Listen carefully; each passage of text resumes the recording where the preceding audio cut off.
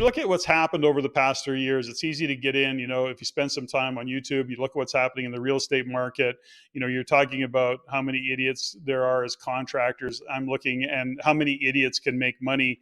And, I dumb it down to, and I'm always a little bit careful about name calling, but, when I look at our current government, I'm going, and sometimes idiots get elected and then they get reelected, and even an idiot can be the prime minister of a country.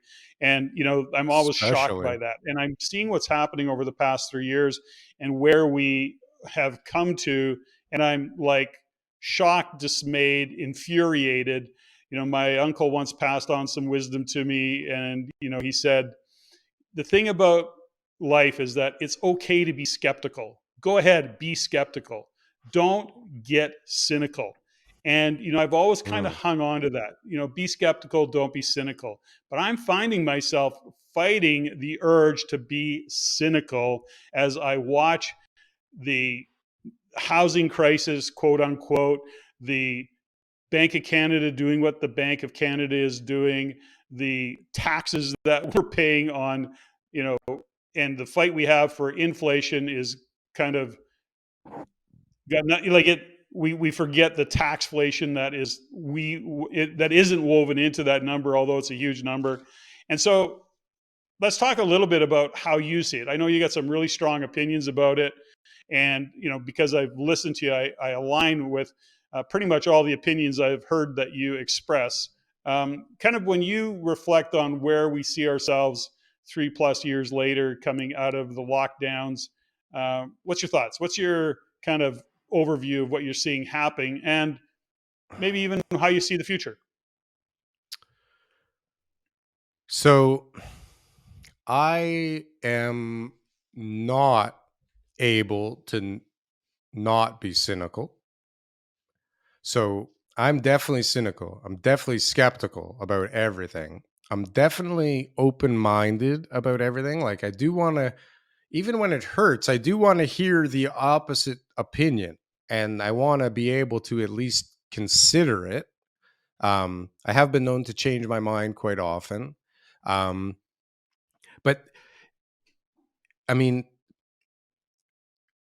this is not the country I grew up in. Mm-hmm. Like, this is not the Canada that I grew up on, that I played road hockey in the streets on and felt safe and felt like, it was a beautiful world. Like, this is a different planet, right? And so, when we were younger and people would say, who the hell wants to bring a kid into this world? And we did it anyways. Like, look at what's going on. I mean, something major has got to change, right? Because this is no way to live. And it's weird because, the world's going this way, and I don't know anybody who's on board with the plan, right? I don't know Mm-hmm. anybody that wants to be at war all the time and wants to feel broke and wants to borrow money, and wants to work 1,000 hours a week or work at an Amazon warehouse because they pay $22 an hour, like, I don't know anybody that's on board with this plan. And I talk to a lot of people and they all have like really great ideas. So like, what's 3 years look like from now? Likely the same, right? Maybe it feels a little, I don't know. Like, I keep hoping for some kind of revolution, right? But I mean, I'm not doing it, Mm-hmm. right? I'm comfortable. I'm not doing it. That's the truth. Mm-hmm. You're not doing it. TK's not Mm-hmm. doing it, right? I don't know anybody doing anything about it either. And herein lies the problem. So, I mean, we can talk about it. We can come up with solutions like everybody else. Hopefully, at Mm-hmm. some point, somebody does something about it, right? Because there is a them and there is a us. And I am definitely in the us team. And I don't like it anymore. I don't like what I saw with the convoy, the trucker convoy. I don't like what I saw with this vaccination baloney, right? I don't like feeling like I can't leave my country, or maybe if I leave, I can't ever come back. And I don't like feeling like an outsider in the place that I grew up in, right? I don't like this. I don't like waiting for months for a passport and like going to the driver's license with my kid, and like the lights are out and the place smells like urine and the bathrooms need renovations, like, And I'm sitting there, I'm talking to like people, immigrants, and they're like, "What the hell is this place? Like, isn't this supposed to be like first world country? Like, where the hell did we leave for this shit?" And people are saying that, and maybe it's not like everybody, because I'm sure it's much better than where a lot of people are coming from. But this is not Canada anymore. Like, and it was like, I don't think I felt like this 3-4 years ago. Like, this is new. All of a sudden, this place changed. Like, the whole world just feels upside down now, right? And so, do you like Star Wars? Are you a Star Wars guy? Yeah, I do like Star Wars. I'm not I'm not obsessed. I'm not the first in line when they have a new release. I'm the guy that goes, I'll see it when it comes out. You So, know. like, there's a lot. Like, I just keep drawing a lot of weird comparisons to Star Wars now, because like Mm, the Empire that a lot of people, thought were the good guys, really turned out to be the bad guys. And like, we have this Empire that I don't know who the hell thinks they're the good guys anymore. Like, does anybody think mhm. that the US is not up to no good all over the place? Right. And so when so what kind of, marketing on YouTube leads to realizing that like the whole thing is a sham, which leads to like, holy cow. Like, okay, when TV was first invented, okay, like, let's even go back even further. I don't want to get crazy here, but let's go back to radio days. Did you ever hear in school the what was it called, the invasion, the War of the Oh, that's World, when War of the War of the Worlds. World. Yeah, Do you yeah. remember that? And the whole Mm, world, like, they fell for it, and everybody went crazy because it was like they trusted what was on the radio. Like, it was supposed to be yeah, news. That's what was on the radio, and you trusted it for insight. And now all of a sudden, there's an alien invasion, and everybody's going crazy. So now you get TV, and it's like, okay, like, it's a naive bunch of people. You got this great thing. It's entertaining. It's beautiful. It's new. It's shiny. It's great. But now, fast forward like 60, 70 years, and you go, holy shit, like, they've been really feeding people a lot of stuff for a long time. And when there's only mhm, 3 networks, right? But now it's like there's a million places to hear the truth, whatever the hell the truth is nowadays. But there's a million mhm, places to go to find stuff out, and at least like open up a gateway for maybe a different thought than what you see on certain channels, right? Or through certain channels. And then you start to see like some crazy stuff if you do like not even like surface level digging, like just a couple of keywords, right? And yeah, now you start to go, holy cow. Like, who do I believe? What do I believe? How do I figure out who and what to believe? And when yeah, I do, what the fuck do I do now? yeah. So now I have like this idea. What do I do with it? Well, I think there's a fundamental that you hit on, which is, what would initiate change, and then ultimately that's the challenge we face, isn't it? Mm, Because what is the hill you're prepared to die on? What is it that you're prepared to do in terms of initiating change? And it's not an easy. We see the problems, we recognize a lot of the issues that we have, and there is no easy solutions to those issues. By the way, what we do mm, know is that what has transpired over the past 3 years is huge amount of polarity and divisiveness and wokeness, if you will, and just a real divide in terms of right. views of the world. And you start to see that it's being driven by government, it's being driven by mainstream media, and it doesn't take a lot, really. I don't think that either of us are particularly smart, but we do have a view of the world that is pretty pragmatic. It's pretty practical. It's pretty common sense.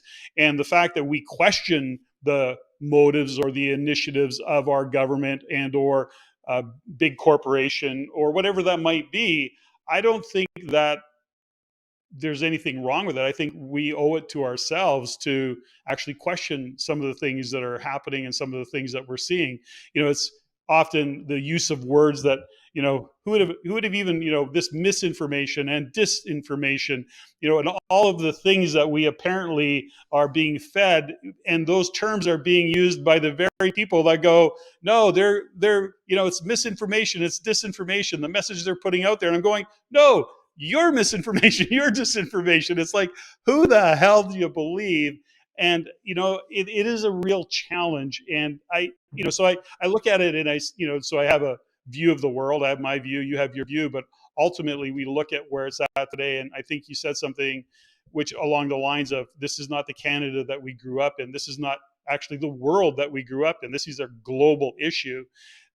The question I would have from you, are you looking at it and going, you know something, I got to look outside. Do you think there's a greener on the other side? If it wasn't Canada, have you considered where it would be, and have you considered even getting the hell out of Canada?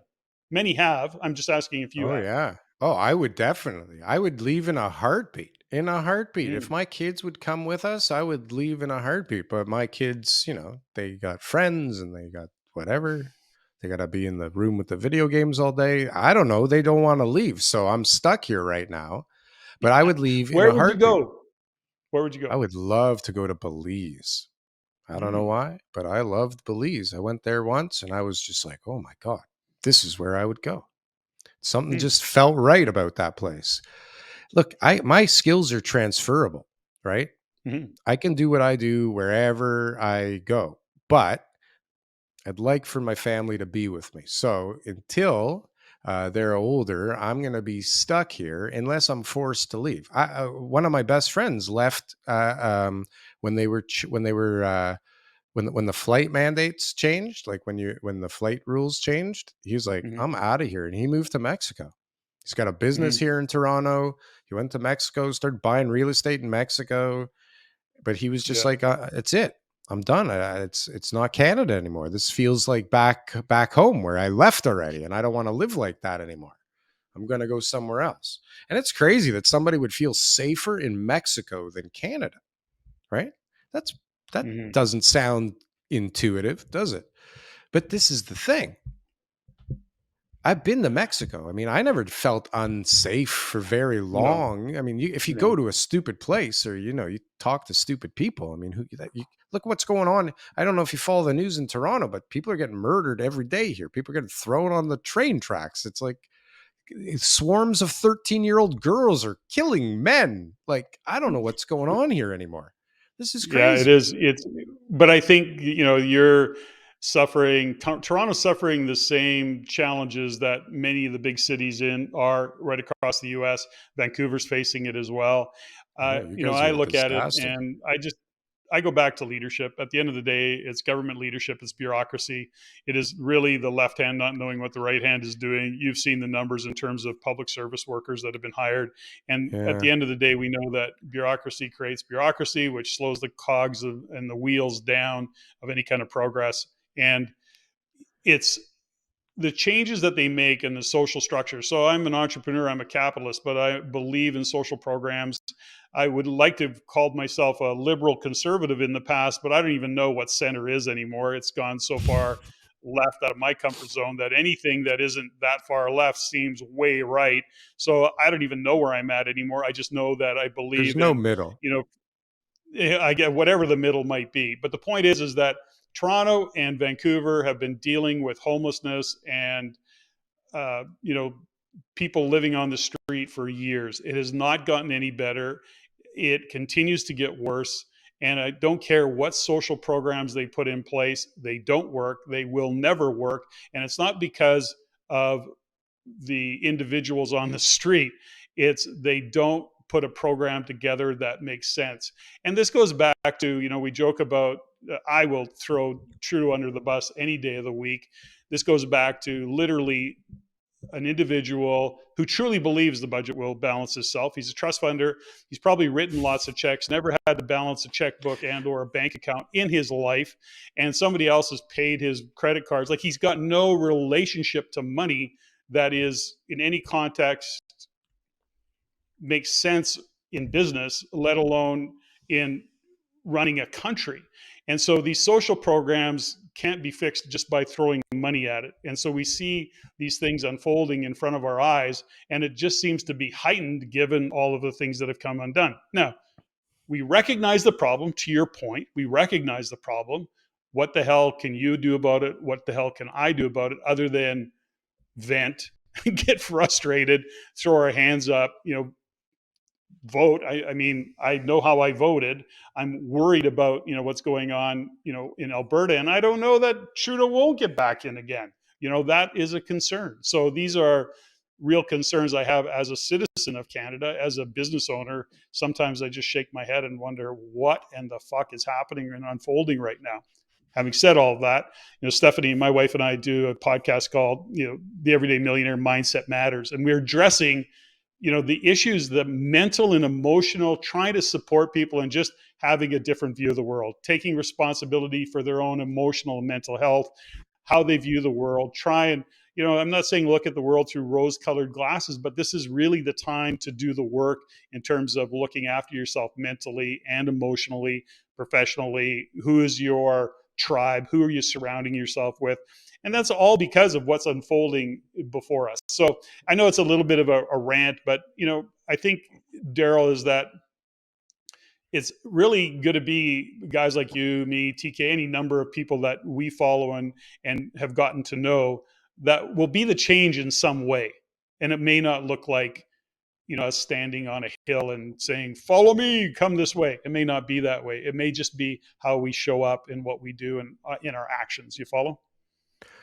Yeah, I hear you for sure. I mean, I think the problems are much deeper than just social programs and Oh, yeah, whether for sure. Trudeau's going to be in office again. Like, there's way bigger things and way worse things going on that need to be dealt with. But like, for some reason, I do believe that somewhere, somehow, somebody or a group of people, and that's why I was drawing that Star Wars comparison, is that there's got to be some rebels out there that are going to do something on behalf of all of us at some point, and things will change. And I don't know when this is going to be. And like, I think my job is to like,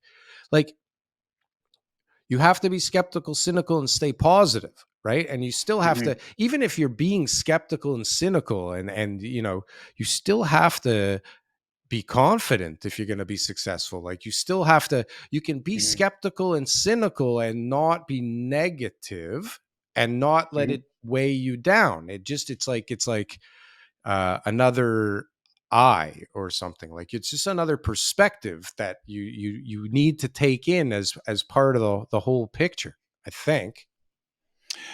Well, there's a level, I agree. And of course, it's not just about social programs or government. I mean, that's the conversation I went into. There is a far, far bigger issue at hand and It's a a lot of things that are unfolding when we look at the global macro. I'm following very closely what's happening: Ukraine, Russia, China, Taiwan, UK, Europe, crazy. Germany. I mean, I follow it all quite closely and trying to crack the code in what's happening economically and paying attention to what's going on in the US and the politics. I look at it all. And it is interesting to watch how things are unfolding. You look at a direction, and I look at it from going, in all of this shit, like in all that's happening, I'm looking at it going, I still have to live my life. I still blessed in a great relationship with my wife, my home, my two Bernese mountain dogs, my grandkids.